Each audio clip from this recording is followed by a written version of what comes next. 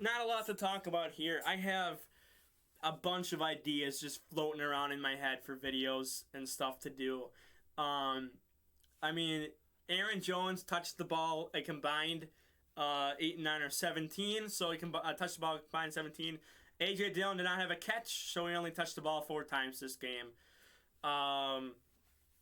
Just absolutely terrible. Offense only put up, I guess the offense technically put up 14 points because he had the touchdown in the fourth quarter. Defense put up a pick 6, and that's about it. Like this is just it could have been another scoop and score, but they called Stokes with a dumb pass interference call. It could have been easily 28-23, but just whatever.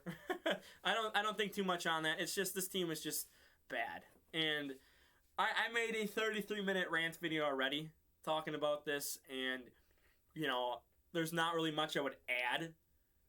So if you have not seen my rant, again, it's 33 minutes, but I talk about so much in there, and after this, it's just like I don't feel any differently than when I recorded it. Now I had more emotion in it because I really went in when I recorded it. I recorded it a day after we lost to the Jets, so I gave myself some time. But from here on out, you have the Bills on Sunday night, which is going to be terrible. Lions, you go to Detroit. I don't think you probably win. Dallas at home. I don't know. I don't know. Tennessee, I don't know. You're going to lose to the Eagles. You have to go to Philly, by the way. You have to go to Bears. I think Bears you can maybe win that.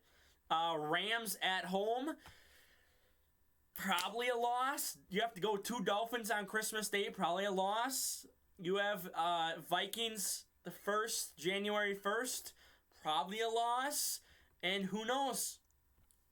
The Lions, it could be a do-or-die game to get in the playoffs week 18 with the Lions. So, who knows? Who freaking knows at that point? But this is not an easy schedule. And if you look, the Vikings, I went over it in stream, but they have a pretty okay schedule. They don't have the hardest schedule in the world the rest of the year. So, you're going to be chasing them basically the whole time. And, Quay Walker, 13 total tackles. Devondre Campbell, again, you expect some of these people up here. But then you go 10-5 is the next close. It was not good. It was just not a good day at all. And it's not been good all year so far.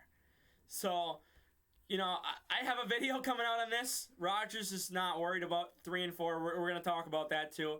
I was supposed to do a skit, and I couldn't because I had stuff come up.